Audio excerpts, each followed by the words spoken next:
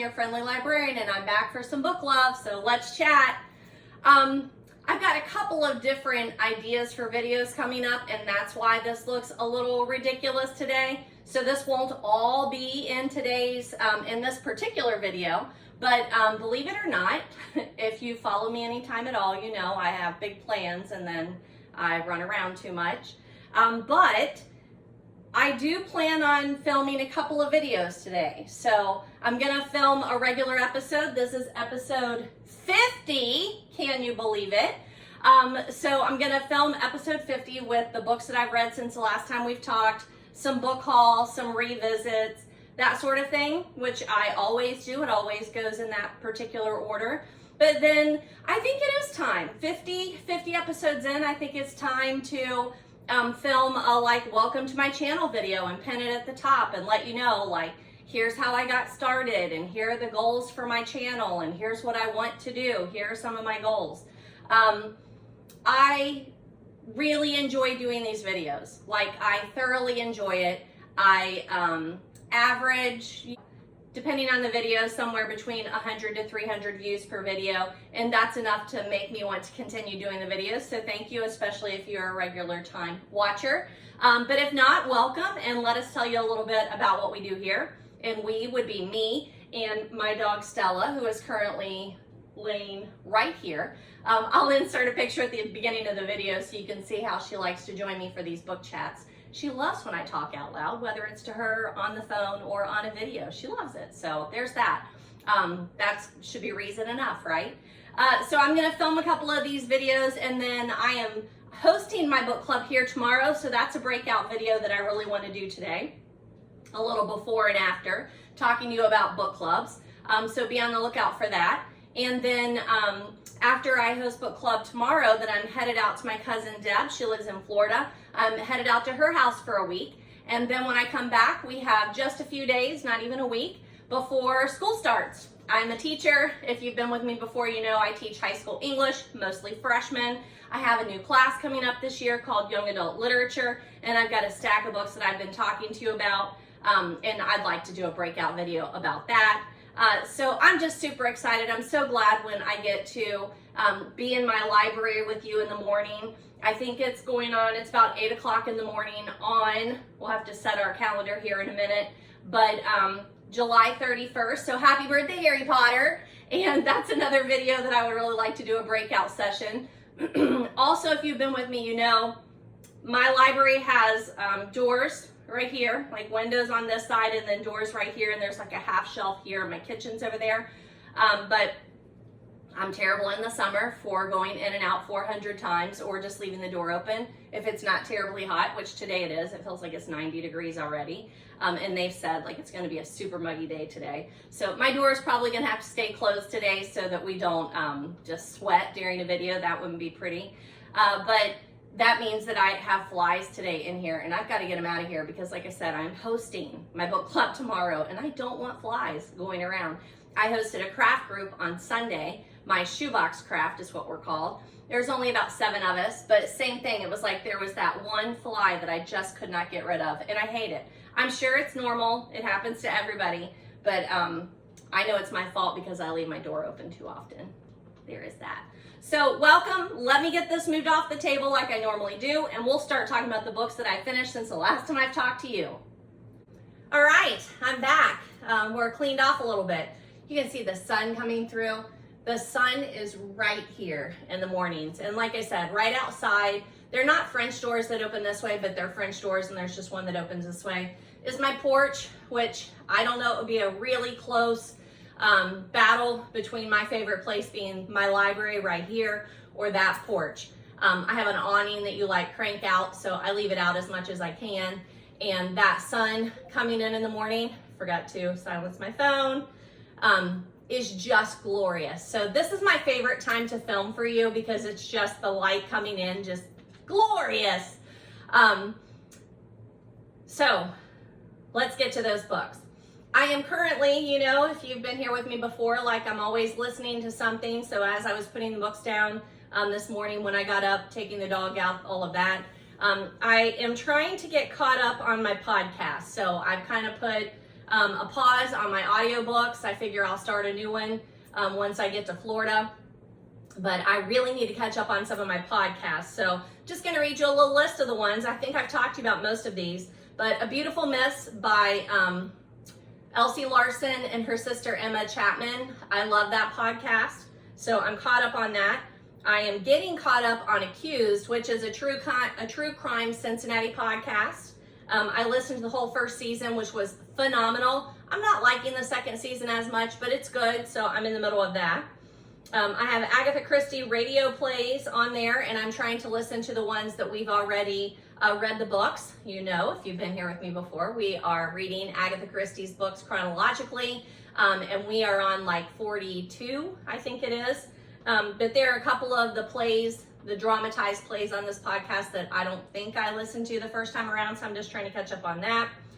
Speaking of Agatha, one of my favorite podcasts, and I've talked to you about it many times, is all about Agatha. They did the same thing. He and Catherine Brobeck did the Agatha Christie books in chronological order, and then they threw in the short stories and such. And then tragically, Catherine Brobeck died a little bit after COVID, is how I recall it. So I've gone back and I'm listening, like as we are covering the books, I'm listening to those. And then now they've already he finished them after Catherine Brobeck's passing. He finished them, but then he always does a couple of different ones. So just in the last couple of days, I've listened to Dogs and Agatha Christie and The Game of Agatha Christie. I think that's what they call it. Don't attack me, please. But I've listened to both of those in the last couple of days. So I'm just kind of getting caught up on his. All Things Cozy, love that podcast. It's very seasonal. I'm an extremely seasonal person. I love that one. And currently, that takes us to currently, I am listening to Realm, Beatrix Green. It is a book dramatization. Who's it by? Rachel Hawkins, I think is how I ended up on this. I like her as an author. This is, she's doing it with lots of other people. But I'm in the middle of season 1 and I'm just trying to get caught up on that. So I won't go through the rest of them, but that's where I am so far, trying to get caught up on my podcast. Let's start off with the books that I've read since the last time I've talked to you. Now, this is crazy. It hasn't been that long. Where's my calendar? Here's my little bookworm here. He's so adorable. Remember my cousin Deb gave me that when she was in town just a couple of weeks ago. So it's not been that long. So the last time I filmed was Wednesday, July 17th. And got it out probably a little bit after that, so it really hasn't been that long. But today is Wednesday, and where are we at? We are at Wednesday, July 30th. I'm gonna check, is it 30 or 31st? 31st, how do I not know that? It is Wednesday, July 21st or 31st, which is also Harry Potter's birthday. I keep wanting to do that breakout video on the Harry Potter books, etc.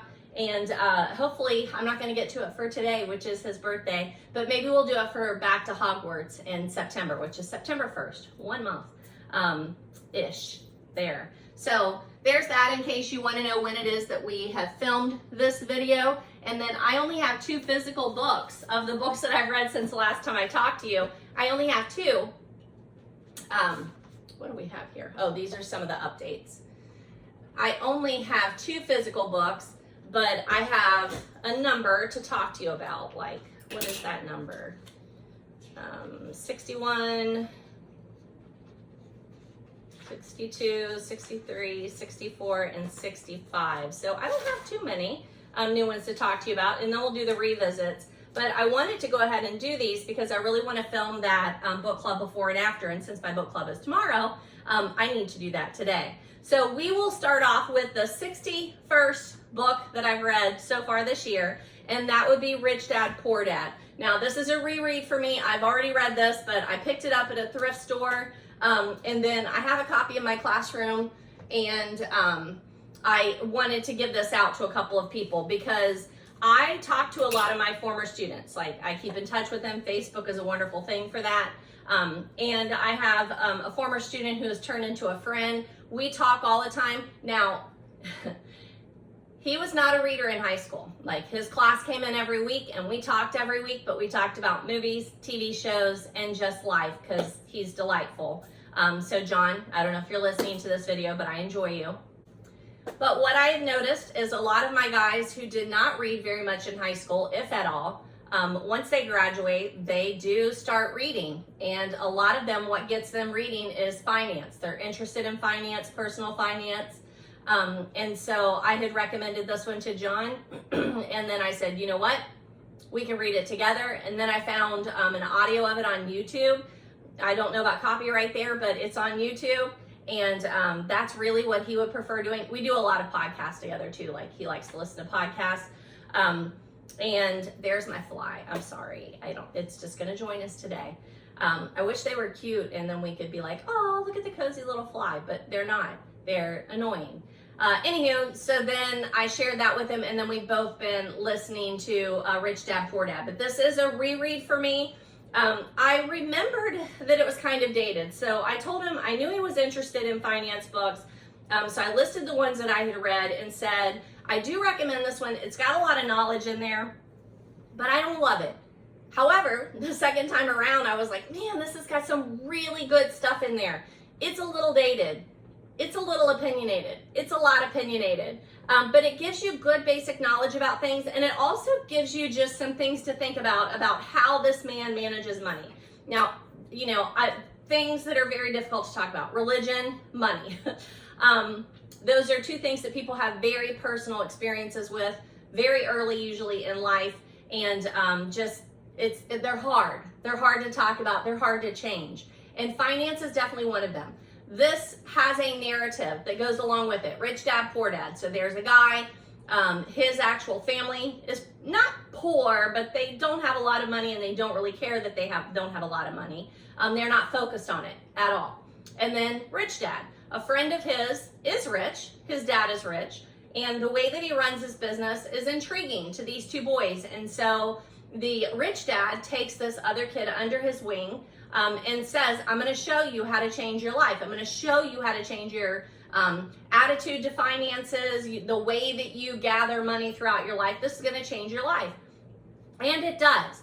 But some of the ways are not for everybody. I am not a risk taker, like, at all. Do I have money invested? Absolutely. But do I look at that? No, I do not. Like, it goes into my fund, and we're just going to keep that over there because I can't look at that. That's way too much to look at. So I'm not a risk taker, and he does a lot of risk taking, and he talks very openly about it. But I do like to hear the reasoning behind it and how things work. So I really like that. So I highly recommend it. You can listen to it on YouTube. You can get the audio from your library, and you can read the book. So the books that I have, the copies, I think I've already put them in my car to take them to school. But I already have one at school, and people do pick it up all the time, so there is that. This one is pretty decent size. And then the last one that I picked up at a thrift store, though, was like a small, very thick paperback. So I thought that was interesting. So gonna recommend to you, Rich Dad, Poor Dad. I have no idea how to say this author's name. Robert Kiyosaki. That's what we'll say. But I do recommend that, and that was my 61st read of the year. The next book that I read, I don't have a copy of. It's Jessica Strawser's The Last Caretaker. You've seen the cover everywhere. See, someday I'm gonna get like more time to do this, and then I'm gonna like pop the cover up here, because I do know how to do that. It's an extra step.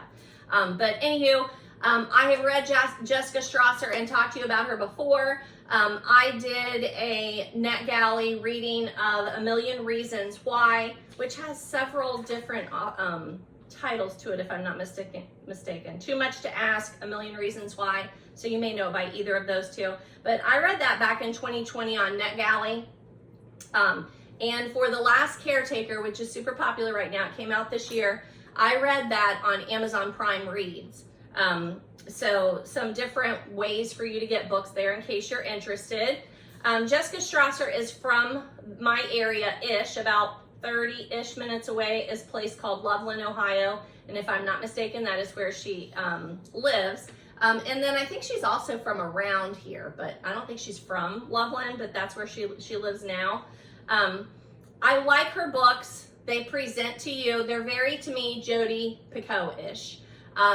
They present things to you that you think you know what you would do and how you feel about something, and then as you're reading it, you're not quite sure. And that is exactly what happens to this main character in The Last Caretaker. She takes a job at a Cincinnati Nature Center park as a caretaker, and immediately she becomes aware that there's something going on that is not sanctioned by the park, but that it's super important work, and she decides to take part in it. It's really good. There is some, I'm going to say, light romance that's in there. I also want to say that Jessica Strawser has a very solid social presence, that I've heard that she is prone to visit book clubs and take part in those, maybe Zoom with those book clubs or visit. I'm throwing her out there as a suggestion in my book club tomorrow. We'll see how it goes.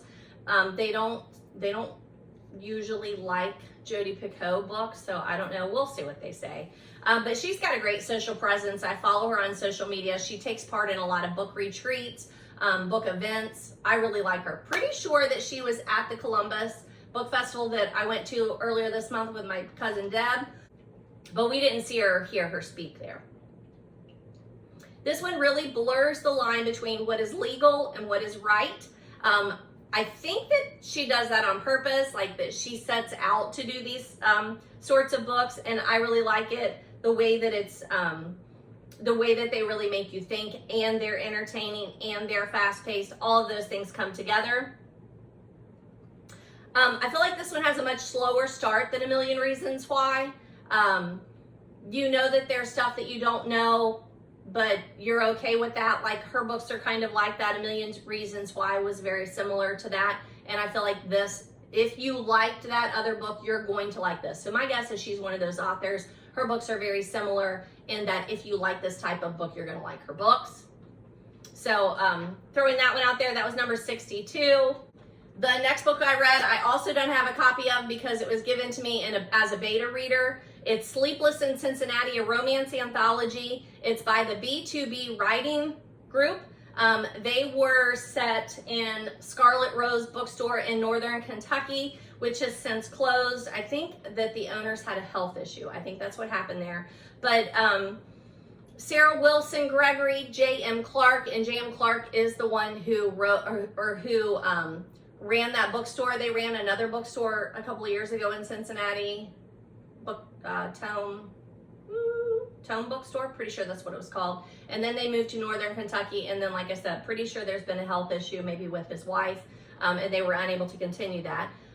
Also, I.A. Skies, Noah Hoffman, Victoria Meadows, Hannah Gibbs, Woody Corsinini, and then it also says some more. So either way, what I'm telling you is this was delightful. So Jessica Strawser's book is set in Cincinnati at the Cincinnati Nature Center, so you get lots of little local things thrown in there. Same thing with Sleepless in Cincinnati, the Roebling Bridge, North Side, bars that I have heard of or been to before. Lazarus is mentioned, the department store. It's just so fun. I enjoyed it so much. They are little short stories. It's probably about 400 pages long is what I would say, 300 or 400 pages. It's kind of hard for me when I'm reading it beta, which means on this one I read it on my iPad, but it was so easy to get through. And I enjoyed sitting down and reading those short little romance stories.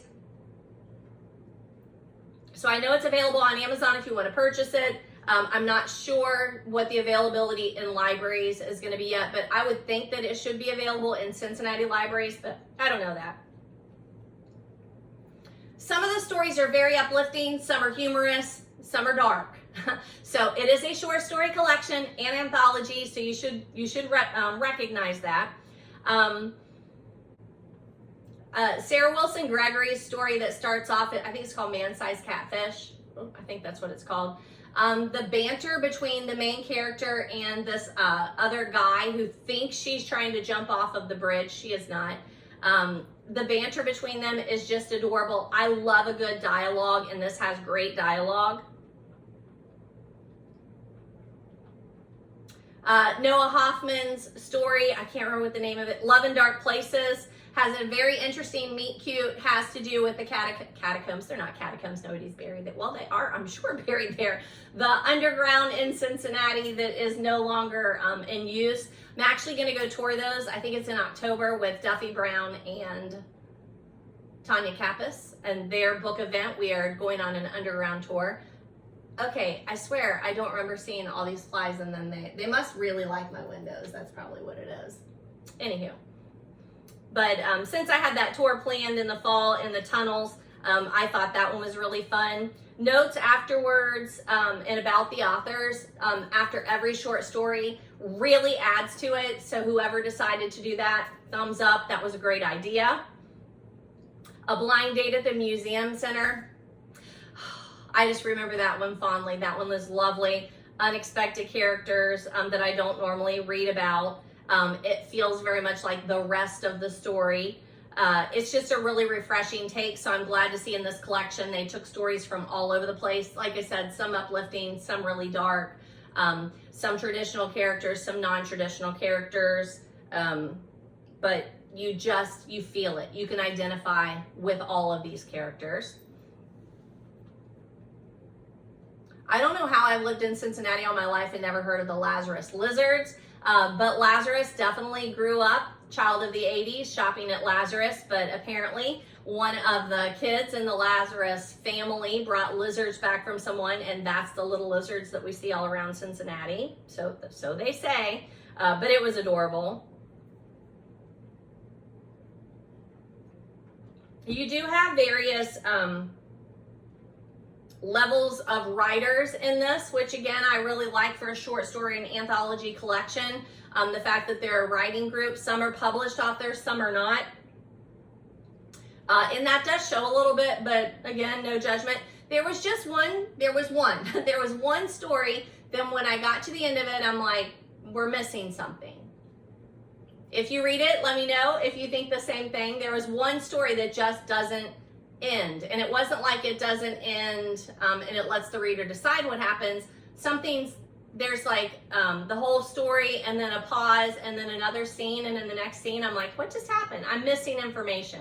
So I went back and tried to read that one, and I still don't know what's happening there. But that's really the only one that I just didn't quite understand. I just really enjoyed this anthology, and I highly recommend it. Like I said, you can purchase it on Amazon, and you may be able to get it at the library. You know what I do on my Libby is I always search for it, and a lot of times it'll come up and say your library doesn't have this. Do you want to recommend it? Recommend, absolutely. But I really enjoyed that one.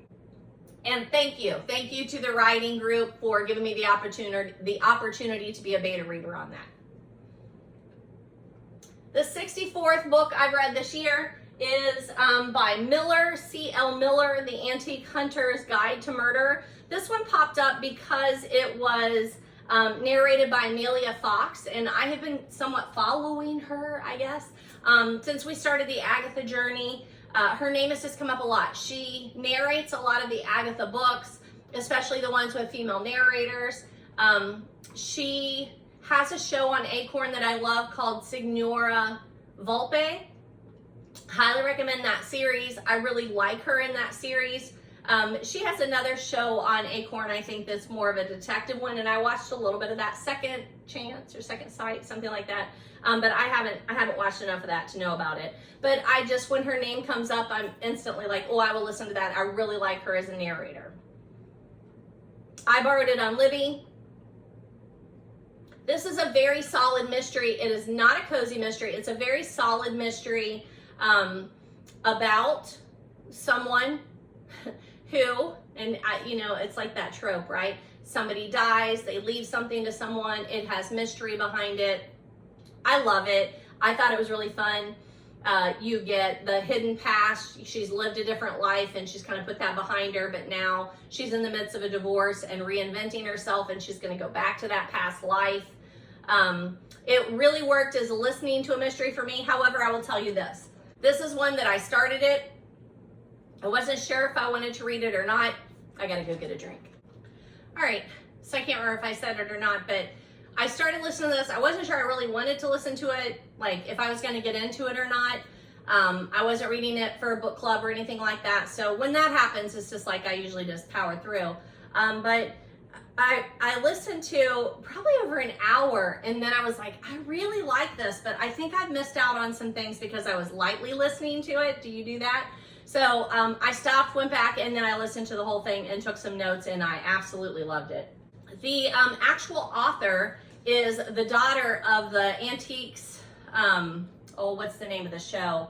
It's not the Antiques Roadshow, but the Miller Guide to Antiques, that's what it is. She's the daughter of those famous antiquers, so she knows what she's talking about when she's talking about antiques. It's a very fun modern mystery. I would say for fans of something like Midsummer Murders, it feels like that. There's not a lot of humor in it, if any. It's a pretty serious mystery, but it's a very modern mystery, not cozy. I did already hear that there's a second one, The Black Sea, so that should be interesting because the characters are developed enough that you want to follow along with their next adventure. And then the last one that I have to tell you about, I have a copy, but it's my daughter-in-law's copy. If you've been following me, you know, like for several years here, I've had to say my future daughter-in-law or my son's girlfriend. So it is so nice to finally say my daughter-in-law.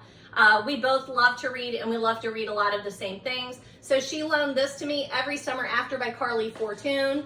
I thought it was a series, but it doesn't come up on Goodreads as a series, but her books look very similar. So, and the other titles have summer in the title too, so I don't know.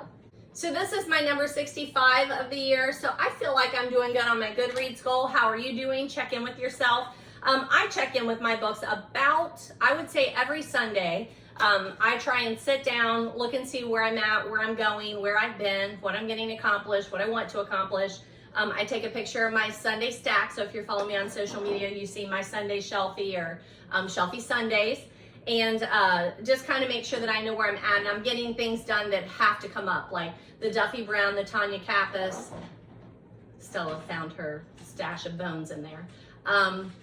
My book club reads, any of those things, I make sure that I'm getting those read on time, and my Agathas. So there's that. So this one is Every Summer After. I would call this a modern light romance. It's got a little bit of heat in there, but not a lot. Yes, I see you have a big bone. Thank you for sharing it with us. I think that the trope is pretty common. It reminded me a little bit of The Summer I Turned Pretty. If you read that as a young adult years ago and you want a little bit more grown up version of that, this would definitely pair right up with that. So the trope is pretty predictable. I mean, early on when I met the characters, I'm like, oh, I know what happened here. But didn't ruin it for me, didn't make me not want to read it. I wanted to finish it. It's an enjoyable summer read, pretty fast.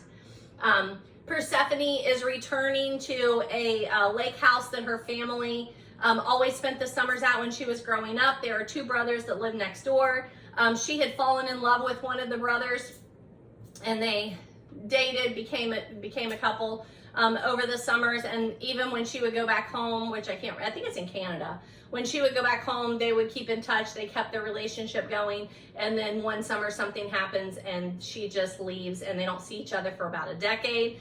But a tragedy in the family brings her back to their summer home, and they reconnect. It's a great storyline. It's very readable. There's a little bit of heat, but probably not until halfway or even more than halfway through. So if that's what you're looking for, is a romance that's more heat, this isn't it.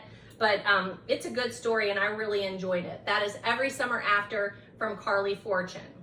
So that takes us through the books that I've read since the last time I talked to you. So we'll leave those here. I have some corrections and updates that I'm going to share with you. The last time we were here, I showed you my little purse that was Mary Poppins that my mom gave to me because I carried it to, oh, I love that. So we live in a lake neighborhood, and the road like goes like this around. So like when I'm sitting here, I can see going around, and there's three like teenagers. They look like teenage boys that are like getting back into training. We're still in summer season here. I don't know how much of the lake lives here full time like we do, but not a lot, I would say. So it's just always, we don't get to see that many kids during the actual year. There are a couple of houses down here. There's a family that lives there full time and they have 2 young kids, and I rarely ever see or hear them. It's crazy. But I don't get to see or hear kids very much.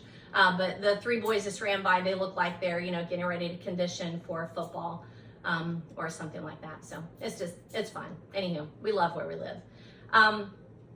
Where was I? Oh, so the last time I talked about the Mary Poppins purse that I carried to the book conference or the book festival in Columbus. And then I took this to Ladies Who Lunch in the summer. As a teacher, I love to just do things that I don't get to do for the 9 months out of the year that we are just, nose to the grindstone, always working. And when you get a day off, you really just want to sit down. So went to lunch with some friends, and this is the book that I carried. This is the book that I carried. This is the purse that I carried. It's Moby Dick. I talked to you about Moby Dick, I'm pretty sure in the last video.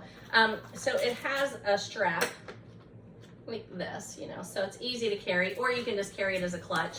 It's got a little gold detail. I do not see a brand name on this, so I apologize, and I can't remember where I got it from, but I just love it. You could probably, find it though by the image finder, but it's got illustrated by Rockwell Kent, Moby Dick. It doesn't even have Melville's name on there, which is kind of weird, but I love it, and I wanted to share that with you, and Stella has to go out. All right, so the door is open, so you're probably gonna hear some birds. They get a little crazy. I have a little leftover Pepsi from yesterday, so I'm drinking that out of my Coffee Fox from Savannah, Georgia glass, which I absolutely love. But my drink today is reading is my therapy, that little mug. A friend of mine at work gave it to me years ago, and I'm drinking Kona coffee from Hawaii. My neighbor that way, she has I think it's a nephew who runs a coffee farm over there on the Big Island. So we didn't get to go to that when we were in Hawaii last month, but she routinely will give me that coffee as a thank you. My husband likes to make sure her driveway is always cleared off, and just likes to help out like that, and she's a wonderful person. So Mary, if you're watching this, thank you for my Kona coffee, and that's what I'm actually drinking. Excuse me. And then my shirt is from, I believe it's Piper and Ivy. I'll look it up and make sure, but I think so. I got it at a thrift store though, but it's a heart and it's filled with books. I did just made an order off of Piper and Ivy, so probably the next video it should be here because I got a notice yesterday that it had shipped. Piper and Ivy, very bookish account on Instagram. I fall for all their stuff. I'm trying to think what I fell for this time. I don't remember what I ordered. I just know I was like, I really have to have that. I think it was something that I thought would be really good for the for opening at school, for like the open house. I think last year I wore my Let's Discuss Books t-shirt that I can't remember where that's from. I can't remember. What did I order? I don't remember.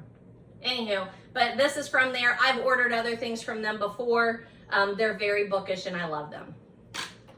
If you go to the Columbus Book Festival next year, that is one of the highlights, is they have booths set out in the by the topiary garden behind the library, and it's tons of bookish things. I mean, tons of bookish things. I really enjoy going through those booths. It's a little hot and got a little crowded, but we think, my cousin Deb and I think that we have it figured out. Next year we're gonna go earlier and do those things like that early so that it's not so crowded. So there's that. Anyhow, all right, I wanted to show you my currently reading stack. Hold on, just a book from there. I thought I had talked to you about this one, but apparently I didn't. It is Sandra Gurvis, 111 Places in Columbus That You Must Not Miss, photographs by Mitch Geiser. It is published by Emons. This is a lovely book. I'm sure I picked it up in Columbus. I think I picked it up at Prologue Bookstore, but don't quote me on that. But it has places in Columbus and then pictures and addresses, just places that you might want to go. Now, 111 places. I've gone to a lot of these, but not all of them. And I pulled it out when I knew we were going to Columbus for the Columbus Book Festival, and added a couple of things to our to be seen list. That downtown Lazarus building, we just talked about the Lazarus Lizards in Sleepless in Cincinnati, the romance anthology. Downtown Lazarus building, Golden Age of Shopping is in here. Fox in the Snow, that's where we went for breakfast on Saturday or Sunday morning, was Fox in the Snow. It's a wonderful, wonderful coffee house there. I have aspirations of going to the Asterisk Supper Club. I really want to do that. I haven't made it to that yet. The Topiary Park is in here. That's what made me think of it.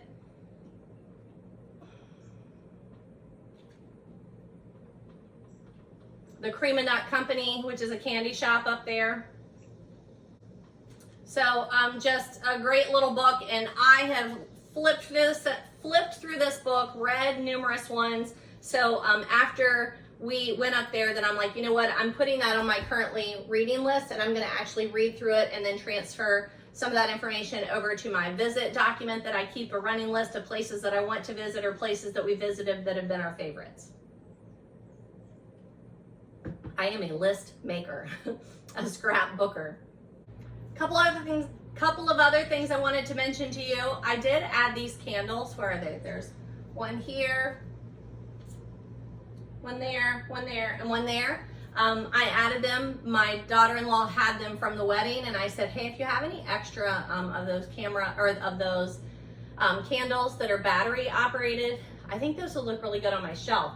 So it has a little remote, and there's 4 of them, and you can turn them on or off, up or down, whatever, and they've just been delightful in here, especially in the evening when I'm in here, and you turn those on, just beautiful ambiance. So throwing that out there. In one of the recent hauls, I mentioned this, and then I realized it did have a Goodreads, but I hadn't actually talked to you about it. But it's Terry Trueman, Stuck in Neutral. This is definitely a young adult read. I would say more middle school even than high school. It's a very short read. I have a copy in my classroom, and it's easy to recommend because it's so short and thought-provoking. What am I thinking? We haven't lit a candle. Oh, we still have Lake House candles, Palo Santo. I picked this up in Little Nashville, Indiana, when we were on our annual trip that we always take the beginning of December to kick off the holiday season. And I will definitely be buying more of their candles. I thought that this one was almost gone, and I found one that was something to do with vampires. I can't remember what it is, bloodlust or something like that. And I brought it down here so that we'd have a candle, and then I realized this one actually is still going. So I don't even know how many videos we've been burning this for, but a few, like it's doing well. So I'm throwing that one out there because it smells phenomenal. I will definitely get more of their candles when we are visiting. All right, back to the book talk. So Terry Trueman, Stuck in Neutral, middle school-ish to even high school. It was a Prince Honor Award where we talk about the awards here. Prince Honor Awards, Prince Award books are given to books that are written for young adults. I think that's pretty much all that I would say about that. But if I see that it's a Prince Award winner, then I know I'm probably gonna like it. Sean McDaniel is Stuck in Neutral. He is not verbal. He's in a wheelchair. He knows everything that's going on, and he is smart. Think Sharon Draper's, what's that called?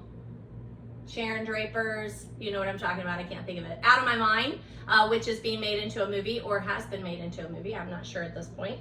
But you think like that, well then the people around Sean, his dad included, all they see is suffering. Like when they see him and they know that he's just stuck there and he's not able to communicate, they don't know that there is something behind that mask. And so his dad sets out to set him free. So the book is about Sean trying to convey that he's just fine, thank you. So it's just really good. I really like it. There is a companion book to this. I can't remember what it's called, but I will throw that one out there too. The cover reads, "My name is Sean McDaniel. I'm 14 years old. I think my father is planning to kill me." It's just such a good one. Such a good one. You immediately think, why? Why would his father want to kill him? And then it just sets up the whole situation. So throwing that one out there. I've had that, actually it didn't have, I thought it did have a Goodreads. I added a Goodreads, and then I'm adding the YouTube for you now.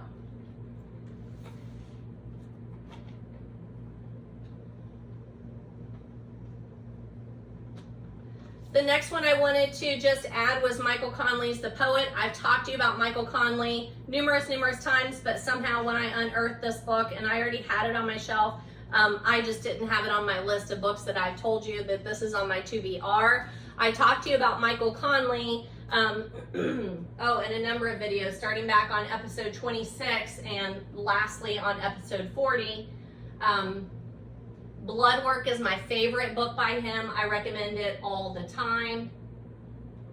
But I've also read The Dark Hours, and then I have a number of other books that I want to read by him. I am suggesting him to my book club tomorrow because The Lincoln Lawyer. He wrote The Lincoln Lawyer. There was a movie with Matthew McConaughey, and then there's been a series, and there's a new series coming out this fall. I really enjoy the series. I enjoy his book, so I am recommending him to my book club tomorrow. He also did the Bosch series, and I've read a book or two of that series. I really enjoy him. This April Henry, The Girl Who Was Supposed to Die, I'm adding that to my TBR, but I've talked to you about April Henry before, but I did not have a Goodreads out there. So I added a Goodreads to Girl Stolen, which is the book by April Henry that I've read, and I really liked it. Now the concept of Girl Stolen is there's a girl, I think she has the flu, she's laying down in the back of the car, her mom stops at the pharmacy to get her medicine, and the car gets jacked. And when it gets carjacked, it's a teenager who has stolen the car, and he doesn't know she's in there, and when he realizes she's in there, he feels terrible. Now, if I'm not mistaken, she's also blind. I'm pretty sure she is. But he is then faced with the decision, like he works for other people. When they find out that he has this girl in the car, she becomes valuable, and he does not want to take advantage of that. So just super good. Girl Stolen, very short like this. It looks very similar to this, the book does. But this, I don't know where I have a copy of this from, but The Girl Who Was Supposed to Die. And I will be reading that because I really like April Henry. So the next book that I wanted to throw out there is Hanging On to Max. It's by Margaret Bechard. My Goodreads is out there from October of 2019. But I think I picked this up thrift and I just didn't have a copy of it. It's one that will be great in my classroom. It's called Hanging On to Max. Sam's really not okay. Sam is a teenage father and he's trying to do the right thing by raising the child. But he is also still in high school. He doesn't know what to do with a newborn. He's not getting a ton of help. He's in the situation alone, and you don't really know why he's not getting more help. But it was published by Simon & Schuster. It's been around a long time, but I still think that it's highly relevant and still very interesting. That's Hanging On to Max by Margaret Bechard, and it's just not a voice that we normally hear. Which is a teenage dad trying to raise the child. We don't normally hear that. So I had planned on at this time talking to you about my book club, talking to you about my young adult literature class, and then giving you like a currently reading update, but I'm gonna bypass all that and either do breakout videos or not, but I want time especially to do the book club videos. So we're just gonna bypass that. I didn't read any Duffy Browns this time around, so still that's on my list. The Tanya Cappies, I didn't listen to any of those this time around. That's on my list.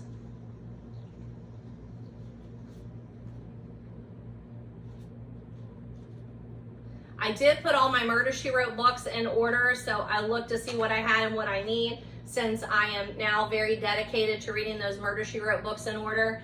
I think I'm on number 4, but I didn't read one during this time, so I'll give you more of an update when I do. I did add a review for Truth and Beard, which is the Winston Brothers #1 by Penny Reid. I've talked to you about Penny Reid before, and I'm going to work on trying to get all of her books, get recommendations out there for those. I think I've showed you, like, I printed it out, and then I write, like, when I did it, how I read it, if it was on Kindle or whatever. And then just trying to get those series, because the 3 main series by Penny Reid that I like to read are Knitting in the City, and then the Winston Brothers, and I've read 2 of the Rugby books. So they are very much steamy romance, smarty pants romance. I love them. I didn't have a review out there for Truth or Beard, which is the very first one in the Winston Brothers. If you read some Knitting in the City, you already know the Winston Brothers through their sister Ashley. I'm pretty sure that's right. But they're super fun, modern romance, very steamy. The characters are super likable and very varied. So the last penny read that I read was the Ninja Ever After, and then I don't remember what the last one. Anywho, the story that one was, remember, I was like, oh, this isn't my normal penny read because I'm worried about people. But then that's when I noticed I don't have a lot of reviews out there for the rest of her books, so I'm going to get caught up on those. I love the Winston brothers, Truth or Beard. There are identical twins, Beau and Dwayne, and there is a girl who mistakes one for the other and sets a series of things in motion, Jessica James. It's set in Green Valley, Tennessee. It's a great setting. And it's really about friendship and love. So even though I'm telling you that they're steamy, the whole series, plural, series, always has a huge focus on friendship, not just romance or steamy romance, but also friendship. So throwing that one out there, highly recommending penny read. All right, that takes us to the bookish haul, so let me grab some of those. I told you I wasn't going to update you on my currently reading, but I'm currently reading one that I just hauled, and that we'll be talking about at book club tomorrow. So our book club book tomorrow is Marie Benedict and Victoria Christopher Murray, the First Ladies. It's the story of Eleanor Roosevelt and Mary McLeod Bethune. I'm pretty sure is how you say her name. And I'm almost finished, and book club is tomorrow, so I'll be talking to you about this one in the next video. But it is a book of the month. You know I love these editions. I have a shelf above here, above there, the next one up, the very top shelf up there, because they're beautiful. I love them. And I have, you know, a stack of ones that I've read and then ones that I want to read. But I love the Book of the Month Club. I'm not a member. I'm sorry. I cannot pay retail for books because I want too many of them. But if I did, I would definitely be a Book of the Club member. I love their books. They're beautiful. I like their selections. Now, the other thing that I would say, since we're in the book haul section, is these are from the book rack in Murray, Kentucky. I know there are lots of book racks throughout the United States, especially, and they are used bookstores. She also sells, the book rack in Murray also sells new books, and I will highly talk about them every time. Their prices are all over the place, but I always walk out of there having spent $50 to $100 because they're phenomenal. I love her selection. I love how she's set up. I want to support her. So I purchased this. It's the hardback Book of the Month Club, and it was $7. Like, that's so good.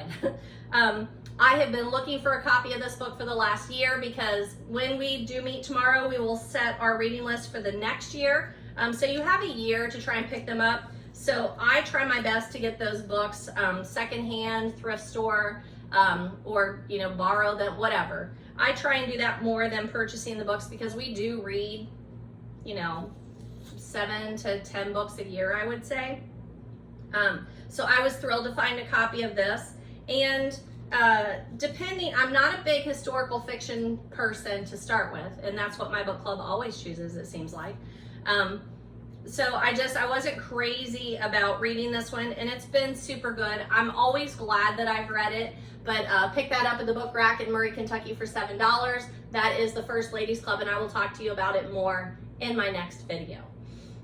This I found on my shelf, and I just haven't talked to you about it, and I started reading it, so I always like to tell you what it is that I'm reading. Bella Grace, Field Guide to Everyday Magic.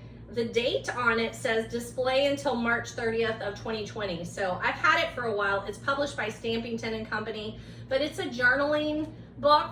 And you know I like journaling. I've shared several journaling things with you, and they're just journal prompts. So I think this is going to be one that I can use in my classroom quite a bit because we do journal every day and we read every day.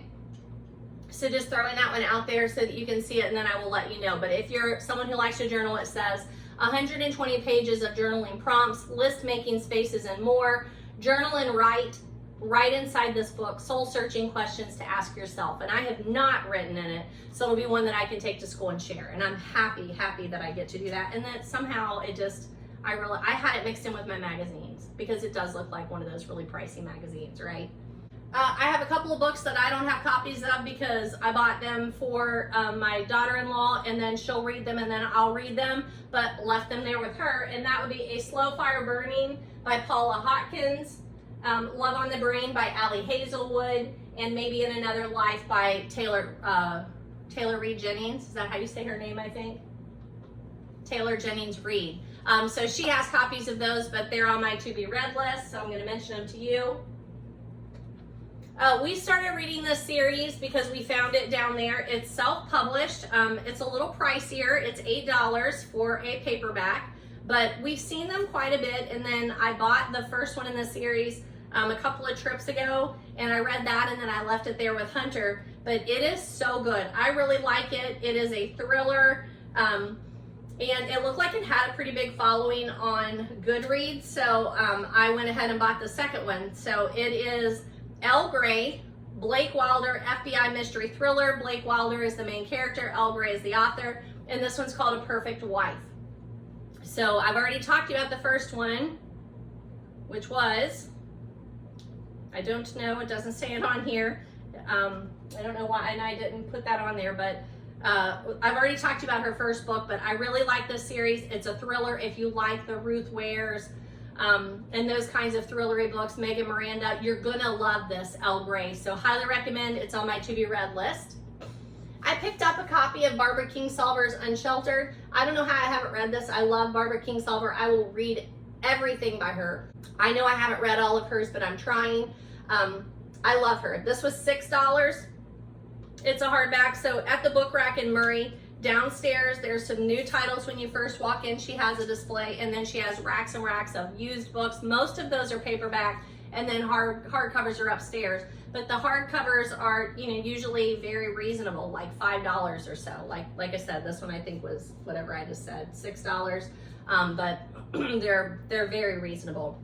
But I've not read Unsheltered. Oh, and I love that when you open a book and someone has their name in it. Beth Buchanan. Thank you, Beth Buchanan, for donating this for us or selling this for us. But I've read Barbara Kingsolver's The Poisonwood Bible, Animal Dreams, the Bean Trees, Animal Vegetable Miracle. I've talked about all of those books, but there are a couple on here that I have not read yet. Flight Behavior, The Lacuna, and this one, Unsheltered. So definitely on my to be read list, and I should read a Barbara Kingsolver every year. I don't think I've done it yet this year, so I'm going to add to her. They had a couple of Agathas this time that I picked up. This is Murder on Board. I'm sure I have some of the books that are included in here, but it was $6.50, sorry. So I couldn't leave it behind. I have an app on my phone that every time I walk in, I pull up the Agatha Christie app, and it tells me the titles that I have and the titles that I need. But this is an extra because it has The Mystery of the Blue Train, What Mrs. McGillicuddy Saw, and Death in the Air. And it's just all published under that Murder on Board. So just pick that up because I love it. And then Hickory Dickory Death. This was $10 and a hardcover. And did I not have a copy? Oh, I did have a copy, but it was a pretty one. So I picked this one up, and I'm gonna see if my cousin Deb needs it. And then I can pass it on to her when we're reading that one if she needs this one, because yeah, for some reason, I don't, oh, maybe it's under a different title or something, because I don't know why I bought it if I already had it. I don't know. But there's that one. And then The Rose and the Yew Tree, which is Agatha Christie writing under the name of Mary Westmacott. This is the one that I love to pick up. Now, this is a little crazy. It does say 45 cents on the cover, and I paid $8 for this one. But in all my years, which is the last, you know, what did I say, since 2022, I think, of gathering Christie's, I've never seen this one. So I'm like, well, if she has it, I'm picking it up because I've never seen it before.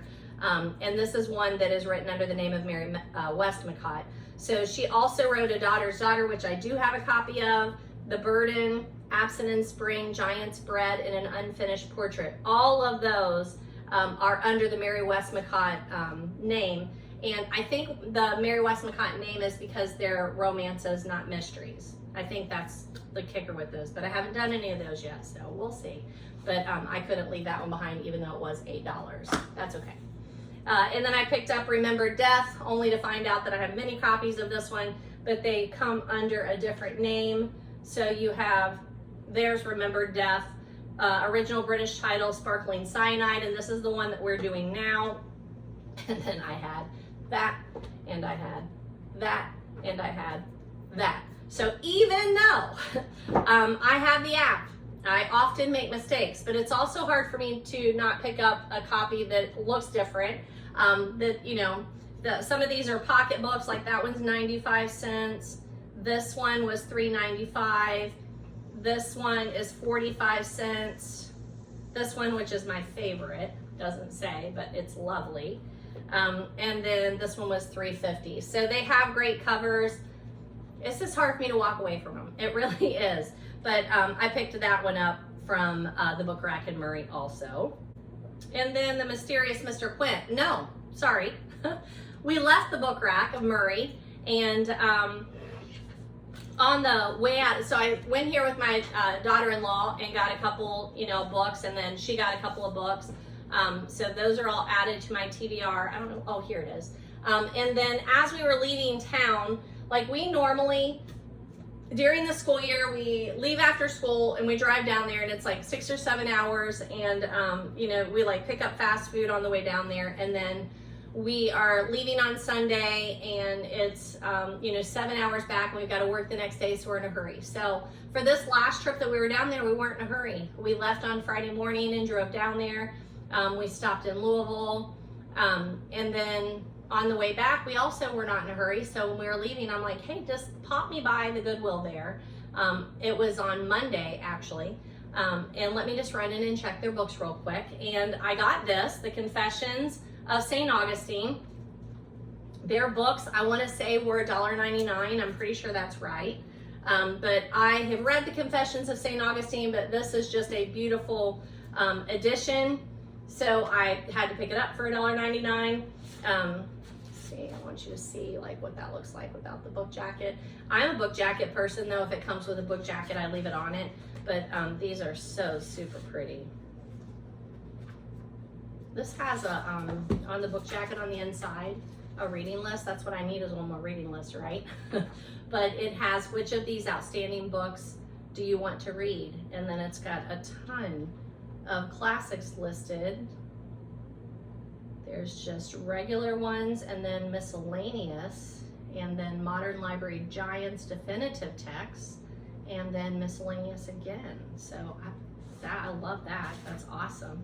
But yeah, I had to pick that up because it's such a good read, and that's a beautiful edition. So adding that, not to my to-be-read list, but the I've read list. And if I don't have a review out there, then I always, after I talk to you about them, look and make sure I have a review, and then add it if I don't. They also had a copy of Malcolm Gladwell's David and Goliath. I love reading Malcolm Gladwell, especially listening to him, so I picked that one up. This is Underdogs, Misfits, and the Art of Battling Giants. I thought that would be a good read. And then Red, White, and Royal Blue, which I actually started watching over the 4th of July, and then we ended up heading out to a cookout, and I stopped watching it and I forgot to return to it. But it was fun. I've enjoyed it, but I think I would like to read it. I will probably put that on my list for next July though, because that's what I do. But I'll finish watching the movie first. But picked up a copy of that. There's also a sticker on the front. Please stop putting stickers on book covers. I hate them. At least sometimes they pop right off. It's the ones that take half the book with it that I really hate. But that's by Casey McQuinston. And then I have already read this. I'm pretty sure I have a copy in my classroom, but I added that. I picked that one up because, again, it was like $2. But I don't know. I'm looking to see. I need to check and see if I have a copy here. So if not, I'll keep a copy of it here for backup. But this is really good. Pretty sure I've already talked to you, but I'll always check that. And then if not, then I will book talk it for you. So this is really dark. Remember last year at the beginning of school, I was like, oh, I've been saving this one. What was it called? It was Robert Parker. school days. And I was like, been saving this for back to school reading. Then I started reading it, and there was a school shooter. I'm like, that was poor planning. This is also about a school shooting, and it is heart-wrenching, but it's really, really good. So throwing that one out there. Everyone has a reason to fear the boy with a gun. And it's a good one. It's a really good story, but young adult. Then we did stop in Louisville because in the last video, I forgot. In the last video, I mistakenly told you that I picked up the next Murder, She Wrote book, and I picked up Margaritas and something. I don't remember. Anywho, it was wrong. No, the next book that I needed was Martinis and Mayhem, and I picked up Margaritas and something else. I don't know where it's at. Margaritas and Murder was down there. I did put all of my Murder, She Wrote books in order, and I still am going to work on changing my bookshelves around. I just didn't get to that this summer. I doubt that I will before school starts. I am going to do a before and after for you, though. I keep saying I'm going to do that, but I really am. Today, I kind of have today set aside. I'm pretty much already ready to host tomorrow. So today, I just want to film a couple of videos and have those ready for me to edit. I can edit when I'm in Florida. And then, you know, as school starts, then it will be nice to just have something to sit down and do. Although I have to do like 40 hours of the science of reading before school starts back, so there's that. But no, not before school starts back, but like the middle of September, I think I have to have 20 hours done and then do another 20 hours or something. I don't know. I don't want to think about it until August 1st. Now, I'm a teacher. I love it. If you watch my videos, you know I do love it. But it's so much, you know, I would retire tomorrow if I could, because it is so much. It's so hard on so many different fronts. However, I'm going to hand out a compliment. So, you know, my district and I have had a rocky 30-year relationship. I was a librarian for 20 years. I loved it, and they just closed it down, eliminated that whole position. It's disgusting. I'm back in the classroom, and I do love it. It's just a lot. However, this is something I'm going to throw out a compliment to my district, who I don't know that anybody from there actually watches my videos, but anywho,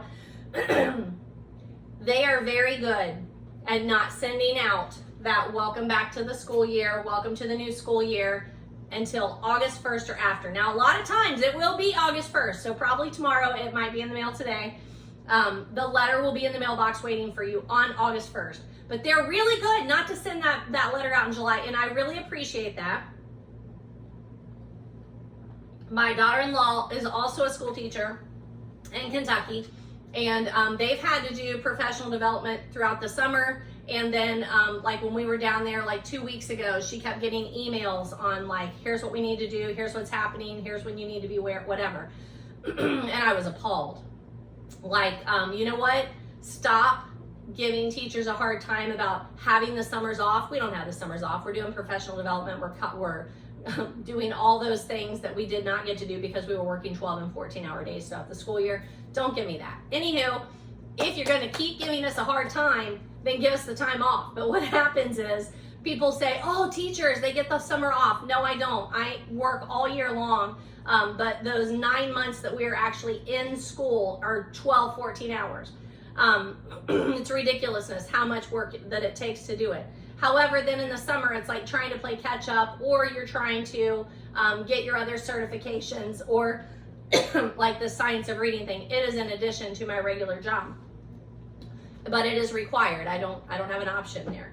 But anywho, thank you to my district. I hope you do this because, you know, with every new superintendent that comes in, they do things their own way, but this has been a thing for Blanchester in all the years that I've been there, which is we do not get our welcome to a new school year letter until about August 1st, and I really appreciate that. So then I won't worry about all that. Anywho, I don't know where all that came from. So we stopped in Louisville at Half Price Books, and I went to get these, and that is Martinis and Mayhem. That's the next book that I needed. And they also had A Question of Murder, Skating on Thin Ice, and The Mysterious Mr. Quinn. Now all, let's see, $3.99, $3.99, $3.99, $3.49. So, you know, $5 a book for the Murder, She Wrote books, I think is very reasonable. But now I finally have my list put together, so I know what I have and I know what I need. But I'm gonna no one's doing that with me. I would love to have you join me if you want to. We could always Zoom. But no one's reading those with me, so I can do them whenever I want to. But look at that cover. Like, I think you can probably see it even better from where you are. But Jessica's here, and there's like this fence post with like greenery on it, and then you can see this skull in it. They're great covers. I love them. These are so fun. But pick those up at Half Price Books. I also picked this one up because it was $2. I don't know anything about it, but when you walked in, there was a little rolly cart there. I just couldn't pass this one up for $2.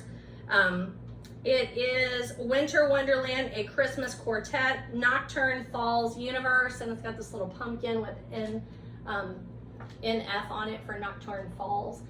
Published by Sugar Skull Books, LLC, so probably a pretty small press there.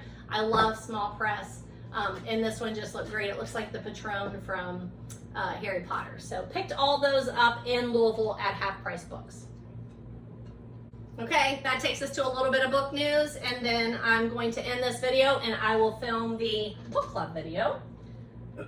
So let's see what we have for book news. Cincinnati has Books by the Banks. It will be coming up, I want to say October. I should have linked that and I haven't. But I have started pulling the authors that will be at that particular book festival, and I'll start trying to pull books off of there to read. And again, I will do a breakout video for that one because not everybody's going to be interested in Cincinnati Books by the Banks. But if you live anywhere in the vicinity or can make it here, it's definitely worth the trip.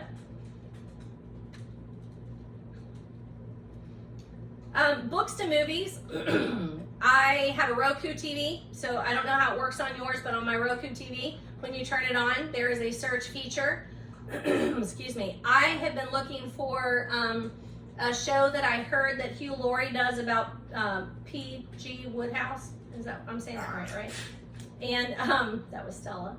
And I just haven't been able to find it. So I was searching for that, and when I searched for Wodehouse, it popped up, and there are several audiobooks by P.J. Wodehouse. Am I saying it right? It sounds weird. That I found on that search feature on Roku. So I think there's probably a lot more audiobooks on Roku that I just wasn't expecting. So just kind of stumbled on that, and I wanted to share it with you. Also, my Roku TV, whenever you turn it on, it has suggestions for you. All right, Stella has to go out. Give me a second. And it kept suggesting Murder, She Wrote, and it would say like live now. And I just realized in the last couple of weeks that it's because Roku has their own channel platform, Roku TV. And there's a Midsummer Murders channel. There's a Murder, She Wrote channel. And they just continuously play. So that is awesome. I know I've talked to you about Murder, She Wrote before, where at one point I went back and watched all of them in order. I think it was on Amazon Prime. And then like I was a few from the end, and they announced that they would be like expiring in like, I think it was December 31st or January 1st, something like that. And we were like at a family function, and I would like go and try and watch a show so that I could get through them. And I did get through them, but I still will watch it anytime it's on, but now it's on all the time. So throwing that one out there. They do play them in order, which is interesting, and I think it's just on a loop. As far as I've been able to tell, that's what it is. So if you have a Roku TV and you have the Roku channel on your Roku TV, just know there's a Murder, She Wrote channel and there's a Midsummer Murder channel. I've got the Murder, She Wrote channel down as channel 521, if that's true. In my young adult literature class that I've talked to you about, I am going to be reading Anthony Horowitz, a book by Anthony Horowitz. And I've talked to you about Magpie Murders. I think in my last video I updated you on the review of Magpie Murders, but there is going to be a new Magpie Murder TV show, TV movie, I think is what it's called. And it's called Moonflower Murders. It's on PBS. It'll be on Masterpiece Theater. So I have a couple of his books that I want to read, and I want to make sure I get that read before it comes out on 2025. I love his murder mysteries. I'm not going to share with you my entire stack of the books that I'm currently reading, but I did want to add one that I have been reading lately because it's a cookbook, and it's in my stack, and I've not talked to you about it, so I want to do that. but it's The Search for the Perfect Chocolate Chip Cookie. I'm pretty sure my husband and I picked this up when we were on vacation, and I want to say like maybe in Savannah. I feel like that's where we purchased it from. One of the little shops when we were just walking around town. But it's by Gwen Steege, S-T-E-E-G-E. And I don't know if you do this or not, but I mean, it's a very readable cookbook because it's talking about the search for the perfect chocolate chip cookie. It has a list of the ones that wrote them, the winners of the chocolate chip cookie recipes, and the recipes for those. But then it talks about like how this book got started. The Orchards restaurant is the one that started it. I feel like it told me where that was.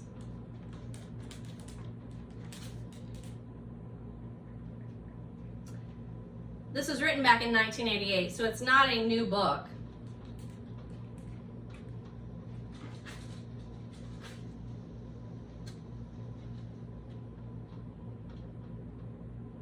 There we go.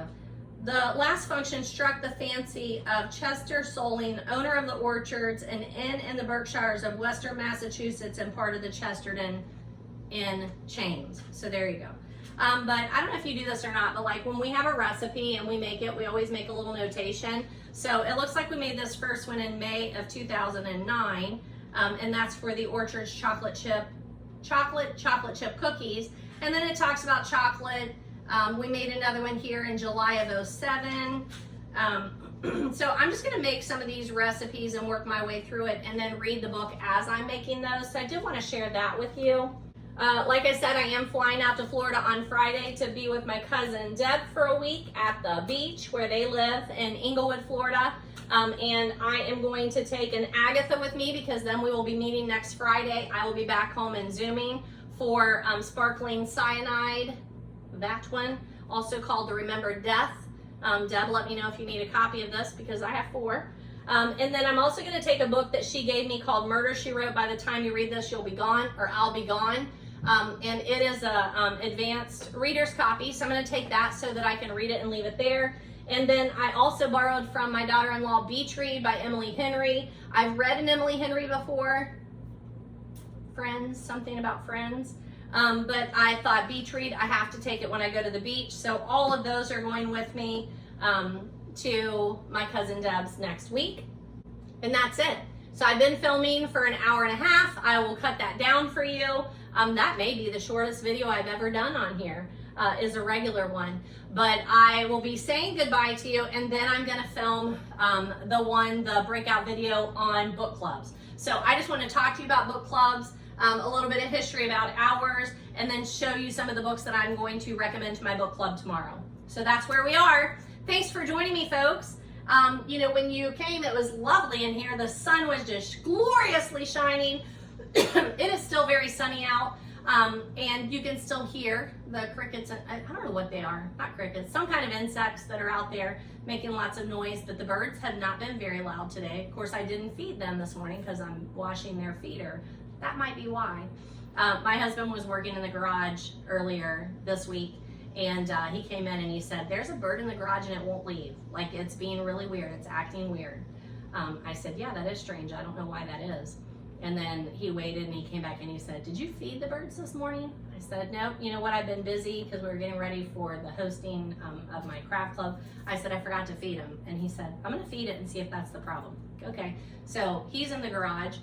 The bird feeder's on the back of the house, so on my porch. So he comes back here, he fills it up. That bird came right out and got something to eat. So apparently it was just telling him like, hey dude, you've not been doing your job today. But I tell people that all the time. My birds are very persistent, as are the squirrels. If you've not fed them, they will let you know. But I don't know, they haven't been out there today yelling at me. I don't know why. All of my socials are listed below. So follow me on Facebook, Instagram, whatever there is. I share lots of bookish content. Comment, let me know what you're reading, what you want to read if you need suggestions. Hit the like and subscribe so that I know that you're enjoying these ridiculously long book chats.